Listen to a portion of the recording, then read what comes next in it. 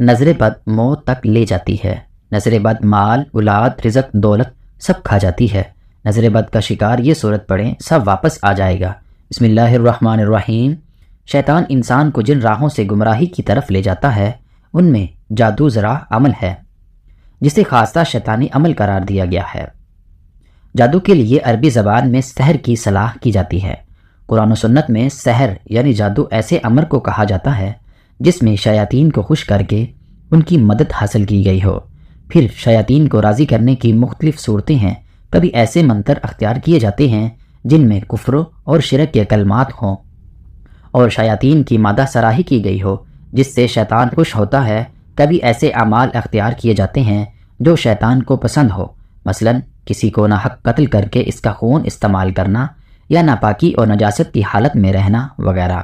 امام فخر الدین رضی اللہ راضی رحمۃ اللہ علیہ لکھتے ہیں، شریعت میں سحر یعنی جادو ہر اس کام کے ساتھ ہے جس کا سبب منفی ہو، اسے اس کی اصل حقیقت سے ہٹ کر پیش کیا جائے اور دھوکہ دہی اس میں نمایاں ہو۔ غرض سحر جادو اور شیطان کے درمیان ہونے والے ایک معاہدے کا نام ہے جس کی بنا پر جادوگر کچھ حرام اور شرطیہ اموار کا ارتکاب کرتا ہے اور شیطان اس کے بدلے جادوگر کی مدد کرتا ہے اور اس کے مطالبات پر پورا اترتا ہے۔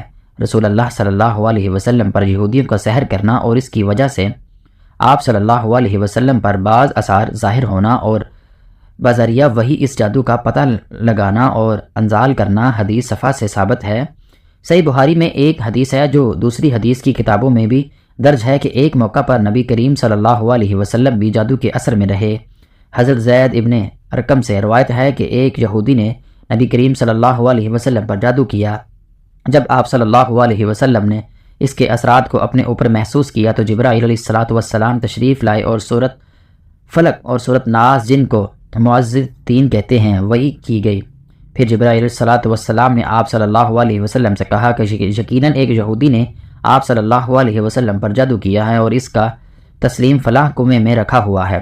نبی کریم صلی اللہ علیہ وسلم نے حضرت علی کو بھیجا کہ وہاں سے وہ طلسم لے کر آئیں یا وہ اسے لے کر واپس آئے تو آپ صلی اللہ علیہ وسلم نے حضرت علی رضی اللہ تعالی عنہ سے فرمایا کہ اس کی گہروں کو ایک ایک کر کے کھولیں اور ہر گروہ کے ساتھ ان صورتوں میں سے ایک ایک آیت پڑھیں۔ جب انہوں نے ایسا کیا تو آپ صلی اللہ علیہ وسلم یوں اٹھ کھڑے ہو گئے گویا وہ پہلے بدے ہوئے تھے۔ آپ صلی اللہ علیہ وسلم نے فرمایا کہ جو شخص نجومی کے پاس جا کر اس سے کوئی بات پوچھے تو 40 دن تک اس کی نماز قبول نہ ہوگی۔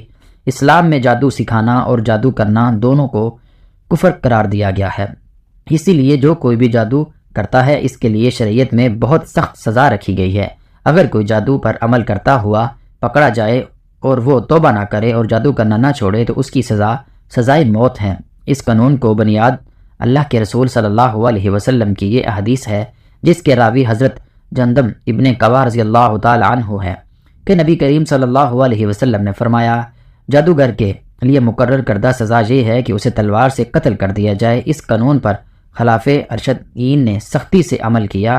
انسان جادو کی وجہ سے بڑے بڑے خطرات سے دوچار ہو سکتا ہے، اسی لیے کسی بھی دن معوذتین اور مسنون دعاؤں سے سستی اور کاہلی نہ برتی جائے، حتیٰ کہ بعض اوقات انسان کو جادو کے ذریعے قتل تک کر دیا جاتا ہے۔ کالا جادو کرنے والے ایسے بھی ہوتے ہیں جو جیتے جاگتے انسان کو موت کی نیند سلا دیتے ہیں۔ یہ بات یقینی ہے کہ موت کا ایک وقت مقرر ہے اور وہ اسی مقرر وقت پر آ کر ہی رہے گی، لیکن جس طرح ظاہری طور پر انسان کا قتل ہو جانا سبب کا درجہ رکھتا ہے اسی طرح جادو کے ذریعے بھی سیب کے درجے میں قتل کیا جا سکتا ہے۔ عذرائے شریعت کسی پر جادو کرنا یا کروانا کفر ہے اور اس کا کرنے والے اور کروانے والے دونوں دائرہ اسلام سے خارج ہیں۔ اگر کسی مسلمان نے یہ عمل کیا یا کروایا تو اسے چاہیے کہ فوراً اپنے ایمان کی تجدید کرے اور اگر وہ شادی شدہ ہے تو اپنے نکاح کی بھی تجدید کرے۔ مختصر یہ ہے کہ جادو خاصاً ایک شیطانی عمل ہے جس سے بچنا، دور رہنا اور مکمل اجتناب کرنا ایمان اور شریعت دونوں کا بنیادی تقاضا ہے۔ جادو جب بھی کسی انسان پر ہوتا ہے تو اس کی واضح علامات ہوتی ہیں۔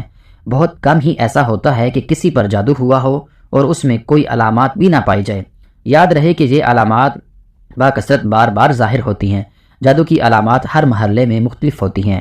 نیند میں جادو کی علامات سے چند ایک یہ ہیں: نمبر 1 ہوا میں اڑنا، نمبر 2 سمندر پہاڑ دیکھنا۔ نمبر 3 درندے، شیر، کتا، جنگلی جانور، سانپ، بچھو، چھپکلی، بلی، قربانی کے جانور اور بڑا گوشت دیکھنا۔ بندر، بیل، اونٹ، خنزیر وغیرہ کو دیکھنا۔ نمبر 4 نیند میں رونا، چیخنا، ہنسنا، آوازیں دینا، جھٹکے لگنا جیسے کسی نے پکڑ کر ہلایا، کسی کو اپنا پیچھا کرتے ہوئے دیکھنا اور خوف زدہ ہو کر بھاگنا۔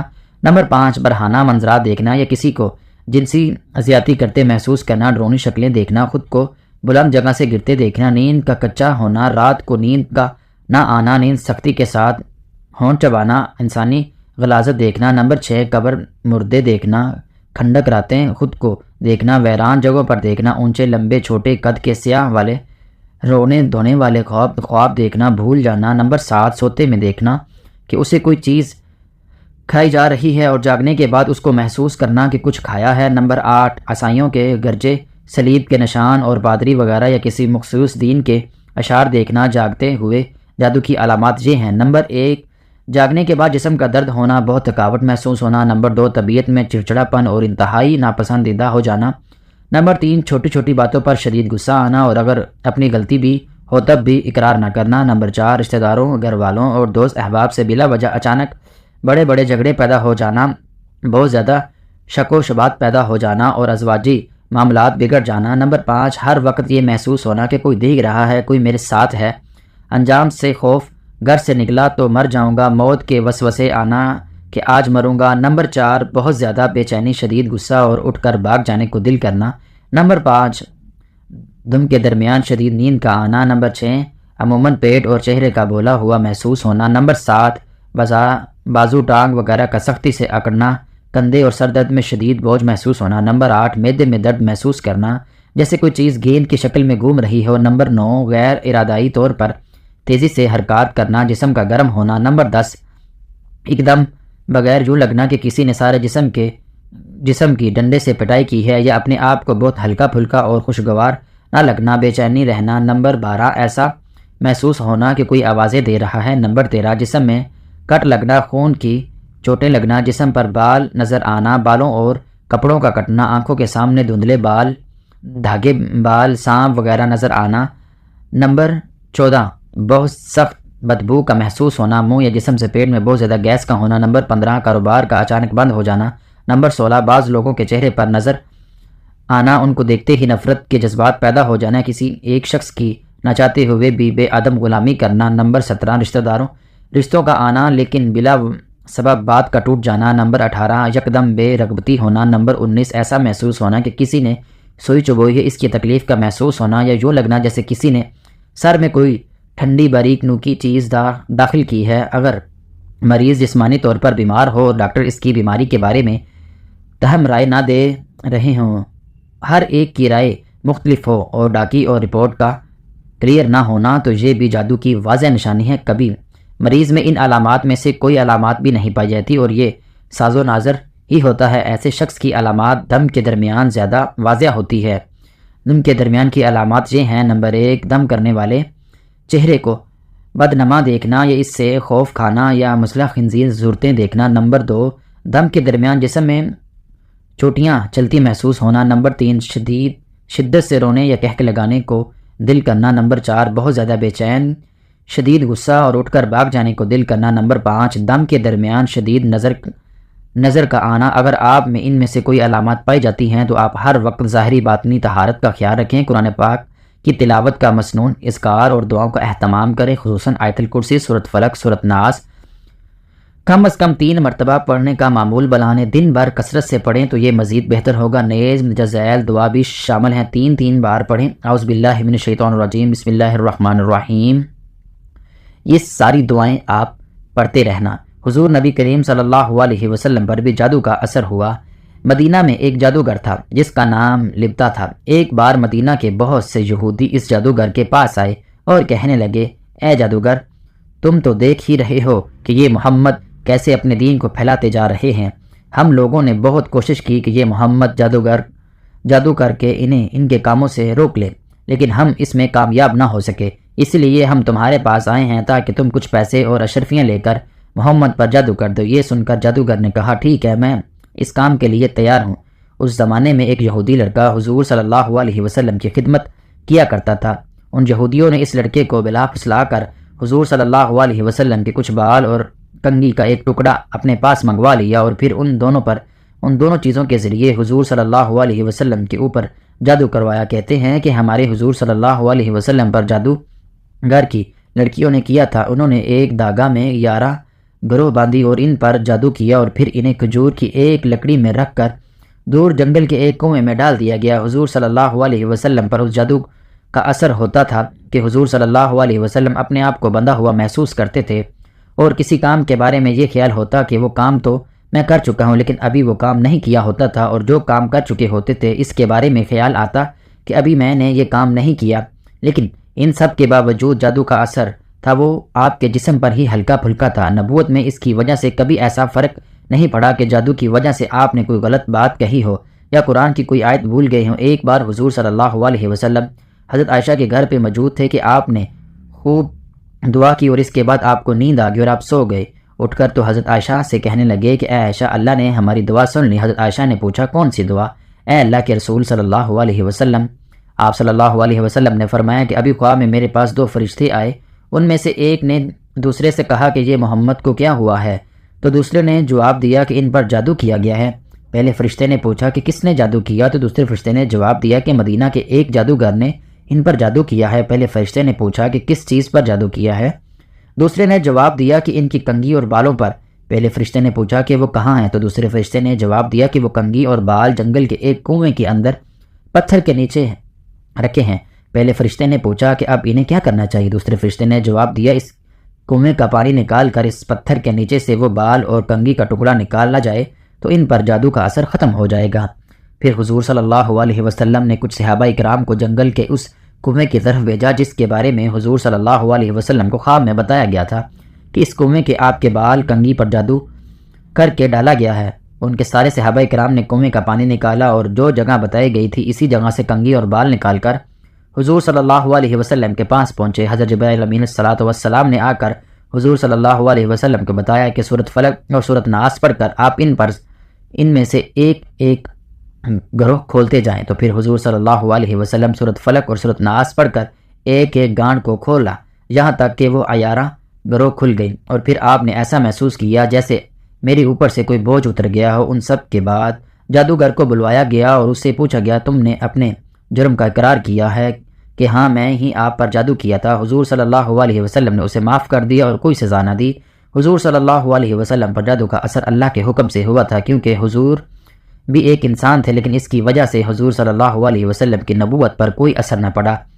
نظر بد کیا ہے؟ نظر بد بھی حقیقت ہے، جادو کی طرح لگ جاتی ہے، اور حدیث کے مطابق نبی کریم صلی اللہ علیہ وسلم نے فرمایا کہ میری امت کے 10 میں سے 7 اموات نظر بد کی وجہ سے ہوں گی۔ اور ایک صحابی ننگے بدن نہا رہے تھے تو دوسرے صحابی نے اس کی تعریف کی، ان کی طرف دیکھا تو وہ اسی وقت پھسلے اور ان کی موت ہوگی۔ تو نبی کریم صلی اللہ علیہ وسلم نے کہا کہ انہیں نظر بد لگی تھی۔ نظر بد بھی حقیقت ہے، لیکن اس کا علاج کیا ہے؟ اسی حوالے سے آیت کے کل اعوذ برب الناس بصیرت فراہم کہہ دیجئے کہ مومن مردوں کو اپنی نظروں کی حفاظت کریں اور شرمگاہ کی حفاظت کریں۔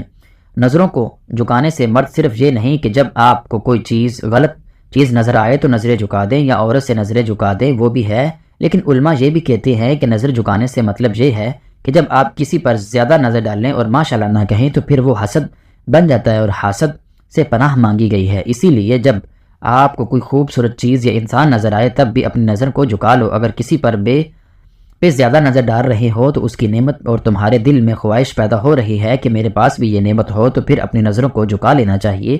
اب دیکھیں بہت سے سوالات آتے ہیں، کچھ پہ کالا جادو کیا گیا اور پاکستان میں تو یہ مذاق ہی بن کے رہ گیا ہے، ہر بندہ سمجھتا ہے اس پر کالا جادو ہے، اور آگے سے بتانے والا بھی اور کہتے ہیں جی تم پہ کالا جادو ہے۔ یہ چیز بھی سمجھ لیں کہ کالا جادو ہونا کوئی آسان چیز نہیں، یہ کوئی کھیل تماشا نہیں ہے، ہر بندے پہ کالا جادو کیا گیا ہے اور ہر بندہ کالے جادو کے اثر میں نہیں آتا۔ اسی لیے آپ کو کچھ علامات بتاتے ہیں جو علماء کرام بتائی گئی ہیں۔ نظر بند کی علامات تو یہ ہیں کہ ضرور سے زیادہ جمائی آنا، آپ سوئے ہیں بہت زیادہ پھر بھی جمائی آ رہے ہیں، یا بیٹھے بیٹھے تھک جانا، بیٹھے بیٹھے نیند کا غالبہ طاری ہو جانا، اور ہر وقت سستی کا شکار رہنا، اور بہت زیادہ بیمار ہونا، سر میں زیادہ درد ہونا۔